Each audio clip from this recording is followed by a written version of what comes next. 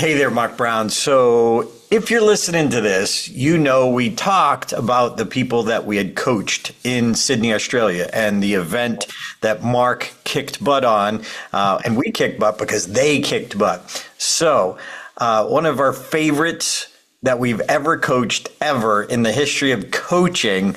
Wow. We have with us today, Monika and Mark. I'm going to let you kind of set it up a little for the teaser. What I will say is we got Monika, who had never given a talk before, and she had to face her peers with a powerful story. And today we're going to talk with her about her story. Let's listen up. Anyone can give a presentation. Few deliver unforgettable presentations. What's the difference? You're about to find out. Welcome to the Unforgettable Presentations Podcasts with your hosts, world champion speakers and coaches Mark Brown. Your life tells a story, and there's someone out there who needs to hear it. And Darren LaCroix. Stage time, stage time, stage time. Ready for some powerful presentation ahas? Let's dive right in.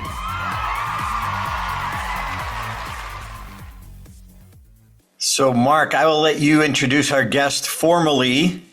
Hey, we have with us today one of my favorite people from the Young President's Organization, YPO Sydney chapter. Monika, how are you today? Very well, thank you. How are you? I'm just wonderful. And it's Kalaris, right? If you're Aussie, it's Kalaris, even though it's a Greek name, Monika Kalaris. And Monika, you had an interesting experience. We were sent to you as one of the 3 speakers for a special event on Be Unforgettable in Sydney a couple of weeks ago. And you said yes, but you wanted to say no. Why is that? It's an extremely nerve-wracking experience to pour your heart out and be completely vulnerable to is that you're not actually you don't know so well. You don't know them as well as your friendship group that you see on weekends. And they didn't know me from a bar of soap, to be honest, most of them, apart from surface level of you're married, you've got a few kids, and then to get up on stage and say, it's all of me and be completely raw is a nerve-wracking experience. And then to try to really want to give 110% of myself. I like to do things well. So to try to have in my head, I want to execute this very well without being overcome with nerves. It was just, I thought, I don't know how on earth I'm going to do this. It sounded impossible. Well, I want to go backwards because when we first spoke with you, you weren't even too sure. You were asking, why would they want to hear my story? And I'm curious to know why you thought your story was not worth sharing, Monika. To me, there's a few reasons. I do believe we all have our own hardships and that we all face our own challenges. I wondered why mine would have been particularly of interest to anybody, what people could particularly relate to. I also don't want pity from people. I wanted to inspire, and I didn't want to sound like I was searching for sympathy rather than empathy. And I just thought, well, isn't something that I have to share quite standard? Why would people be interested? I'm just a normal person. I haven't flown to the moon. I haven't done anything particularly exciting. For me, my life just feels quite ordinary. 2 things. I always say your life tells a story and there's someone out there who needs to hear it. And you just said, my life seems quite ordinary. I also say, one man's mundane is another man's magnificent. And Darren and I were convinced that your story was powerful enough and inspirational enough to be shared. So when you first told us, I'm not sure why would anybody want to hear my story? And we gave you a different perspective. What made you decide to go through with it? Uh, I felt confident working with you two. The two of you really believed in me, and I thought you said that you'd hold my hand through the whole process, and I believed you, and you certainly did. And I thought, well, if these guys who barely know me, who've just met me, have faith in me, then I should have some faith in myself. And I tell my kids we need to do hard things, and I thought I better listen to my own advice. Inspire by example. Yeah, Hmm. and I'm glad I did. Well, we're certainly glad you did too. And from what I heard in the reports and the people who came to you after, we'll get to that shortly. But I'm curious. I know you went very deep, and would you be just willing to share a little bit of what your story was? Sure. I was a refugee at the age of 2 in 1991. We fled from former Yugoslavia, Croatia, just as the war broke out.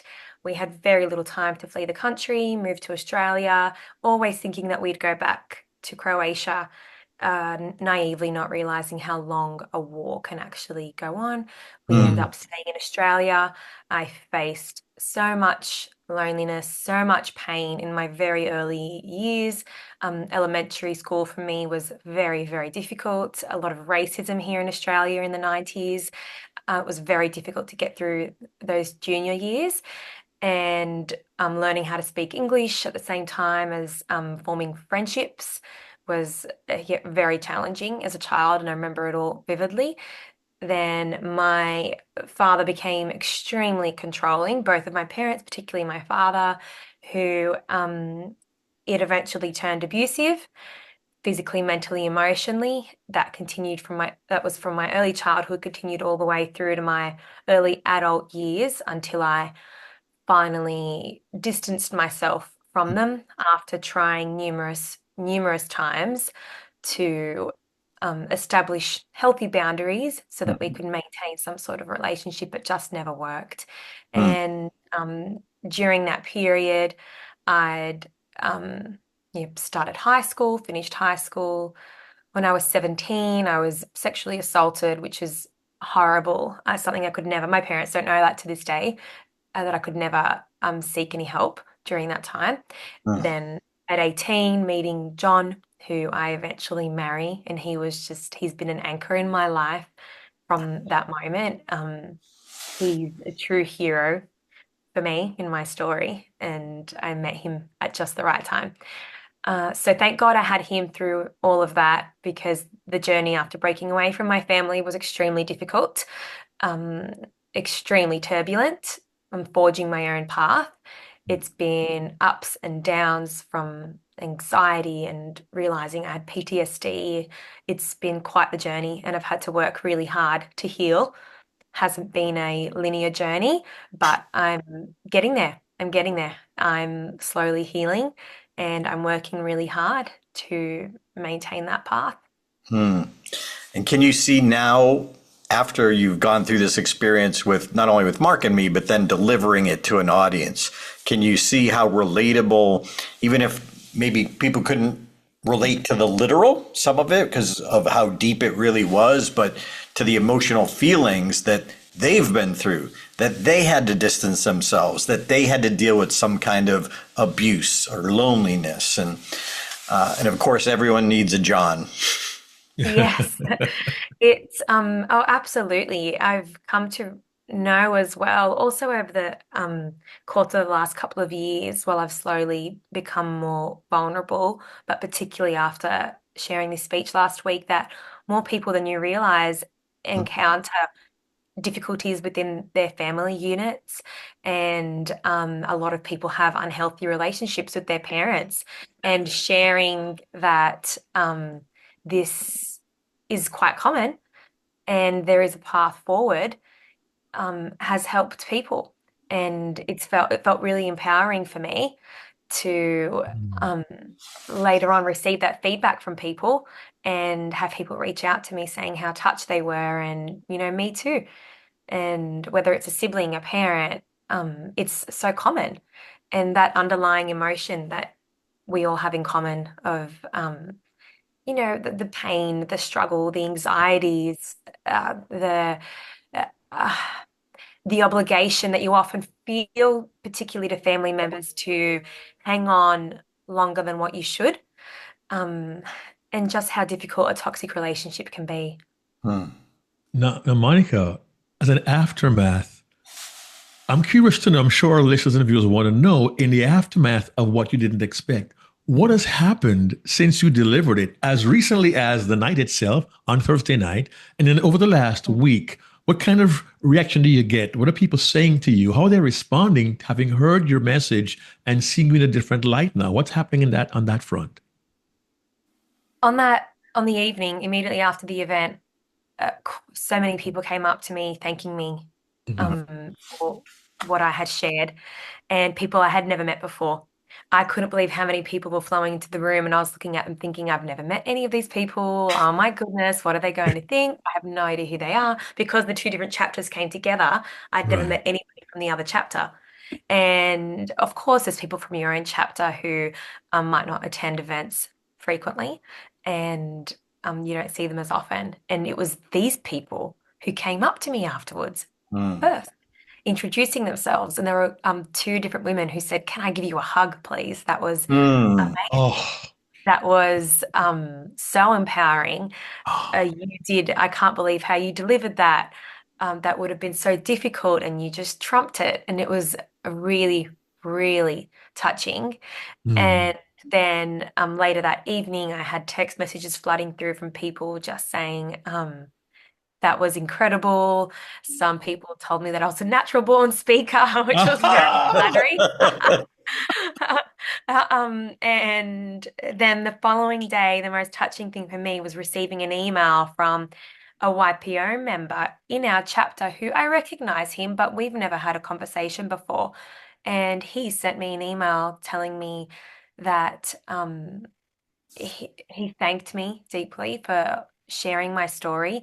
He expressed how difficult it must have been for me to do that and how much he'd love for me to meet his daughter. He also asked me to share my favorite charity with him, that he'd like to make a donation, and that was very, very touching. That email brought me to tears. I was really touched. Not that it makes a huge difference, but I actually found it really beautiful that it was from a male, Mm. because um, women will often connect with another woman with what you've endured. And of course, men do as well, but particularly when it's a woman sharing this story, naturally, I think a female feels much more drawn and comfortable, perhaps, to express connection with you. But to have this male member say that to me, I was extremely flattered that he would like for me to meet his daughter, and that would be an honor. Well, What? see, that's impact there, Monica. And I know going in, you aren't thinking that you're going to get an email or a text or anything of that nature. And in the aftermath of your presentation, you realize you had more impact than you thought. And I don't think Darren knows this piece, but you and I had a conversation before the event on Thursday. Maybe it was, when we met for our final rehearsal at the work group meeting. And you Yes. said to me a couple of days before I got to Sydney, you were still having second thoughts. You remember telling Yes. me that? Mm. What was Yeah. going on there? There was honestly not one I was rehearsing and rehearsing. As I said, I'm a perfectionist, and I like to do things well. So, and every single time I rehearsed, I'd get completely choked up that I could barely continue at a certain point in my speech. And I'd just think, what am I doing? I don't want to be up there a blubbering mess. This is a full-on story. You're going to scare people, and they don't want to hear this. And someone could take this the wrong way. And I just thought, I don't know if I'm ready for this, because of the emotions that were overflowing. And yeah, I just honestly, even in the hotel room a couple of hours beforehand, when I was rehearsing, uh, my heart felt like it was in my throat. And even at that point, I was thinking, how am I going to get through this if I can't even do it in my hotel room? But I did. And John, of course, was so supportive, so encouraging. I met John, a sweet gentleman, and I can tell you two are a wonderful couple. And I want to thank you for being willing to trust us in the way that you did. Yes. And maybe you're hearing this in Monika's voice. She was not the most confident presenter because she had not done this before. It was definitely a risk. But Darren and I both made you a promise we'd be with you the whole way. I told you I would be there for you in the front row. You'll see my Jamaican face smiling at you. And let's be honest here. Many of us, when we present under those circumstances, we use what's called a confidence monitor. We can look at our notes and follow along. And I know you were concerned about the mechanics. Well, who will click the confidence monitor? Well, I told you I would do it, and I made a commitment to do everything I could to make sure you were fully comfortable. And here's the truth, Monika, as to why. Darren and I believe with all of our hearts that your message would be powerful. We were committed to doing everything possible to make sure all you had to do was stand there and deliver the presentation. So now I'm going to ask you to take us inside the moment. You've rehearsed, you know your marks on the stage, you're standing there, the video ends, people are applauding the video, and you begin the presentation. You're facing 100 plus people in a theater, all looking at you, the lights are on you. What's going through your mind as you begin? I know that I can get into my own head, and that I firmly believe in the power of the mind. And as that video ended, I thought, this is not your time to cry. You can watch that video again later and cry. And I just said to myself, get up there. You know this. You've done this. This is your shot. Give it your all. And you can do it exactly how you have been manifesting that you can do it. And I'd been visualizing the way that I would have loved to present this presentation. And I just said to myself, do it and do it exactly how you want to, and you can. And you And begin. Okay. I just got up there, took a deep breath, and realized I barely even, I think only a few times I had to glance at the monitor. I had remembered most of it, but yeah, barely needed to glance, and it all just came to me. And when did you feel, I'm in the moment, I'm just going to do this? At what point did you feel that level of comfort on stage? I think if I'm picturing the positions, the first, yeah, I'd say position 3. I had, which was, I believe, when I started to talk about John. As I got really 3 minutes into it, I really started to ease in. I'd realized in my head, I was like, oh, I'm remembering this. I do know what comes next. I didn't even need dots on the floor. I remember where to stand, and I've practiced this, and I started feeling much more confident, realizing, oh, you got this, and I knew what was coming next. And then I got to the part about John, and it was one of my favorite parts, and I thought, I want to really deliver this part well. And it's funny, that's the part that also in my hotel room I was getting choked up on, and I would stop and I could barely get through it. And I thought, this part's actually a little bit funny and I don't want to cry at this part. And I didn't. But then what blew me away was right at the last line, speaking about John, when I said 5 years later, he became my husband, everybody broke out into applause. And that gave me such a boost, such a huge boost. And I thought, yep, just execute the rest. You can do this.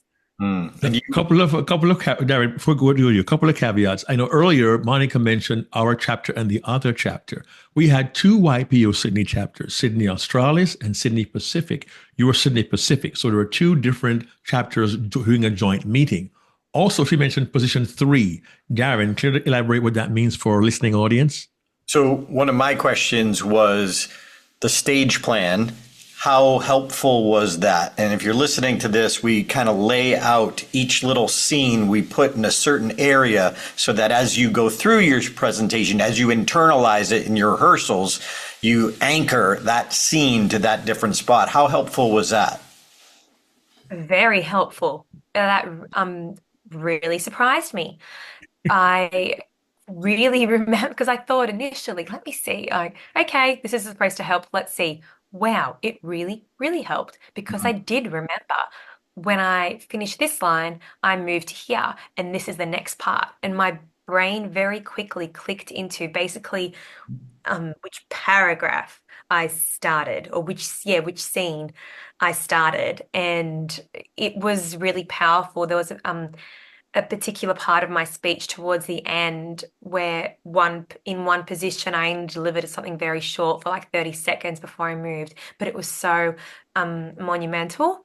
And I remembered everything from that part. I didn't need to glance anywhere because of I really quickly connected my brain, yeah, very quickly connected which part of my speech with which position was associated. It was so helpful. Yeah, it seems like such a simple, okay, but then when in the moment you realize, wow, I'm getting it. And just to clarify, everyone, when we said after the video, she was getting choked up. So there was a video introduction where your children introduced you, correct?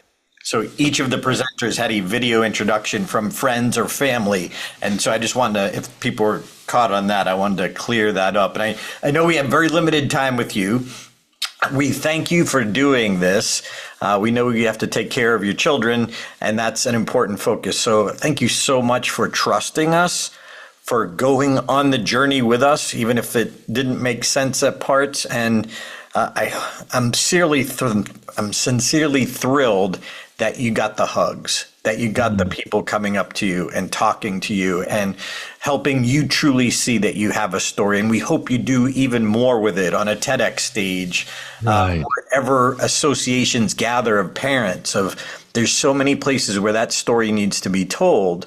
Most people don't have the confidence to do it, just as you didn't at the beginning, but you truly do have a powerful story. And do you know if it will be out on YouTube or will be anywhere our listeners can go and check it out? I do believe that there's a video being produced and edited at the moment. I haven't seen it yet. It hasn't come out yet. So I'm certain that it will be on some sort of platform. However, I'm so sorry, I don't have that information yet. I am eagerly awaiting that as well. We'll let our listeners know. Once it's up, let us know, and we'll put it on the next podcast. Mark, Thank you so much. Yeah, I know your time is short. I've got two questions, Monika. One, yes, if you could share with our listeners and viewers a lesson that you learned from this process. And number two, what advice would you give to someone who is wondering, should I or shouldn't I deliver my presentation and tell my story? So it's two questions. Number one powerful lesson learned in the process for you.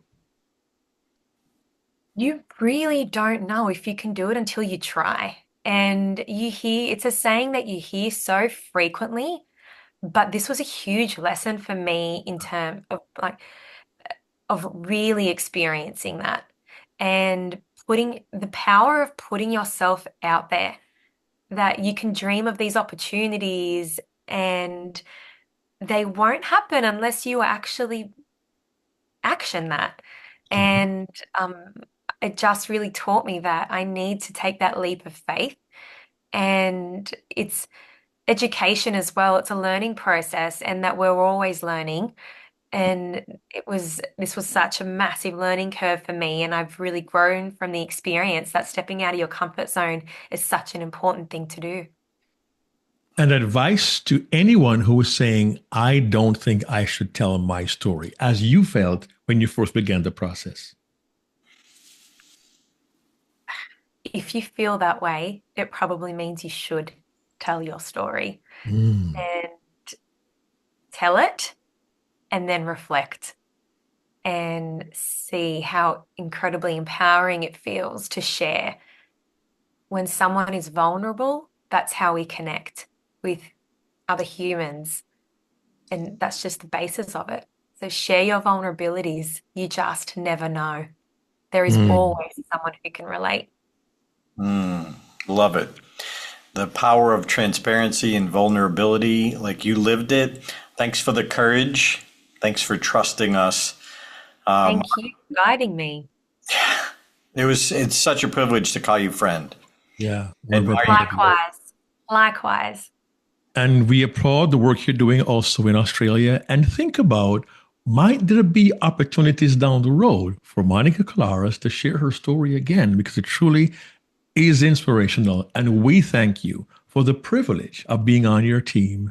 And we look forward to hearing more from you and about you as you do your work with the UNHCR there in Australia. It's H, not H. I'm being American today. It's H if you're in Australia. Thank you so much, Monika. Darren, you want to close us out? Yeah, and if you're listening to this, we wanted to share Monika's story because of the depth of it, because of her not knowing if really would help someone, and then seeing, oh my goodness, how powerful it is, because there are other people. So if you're listening to this, there are other people who've been through what you've been through, but they haven't had the healing yet.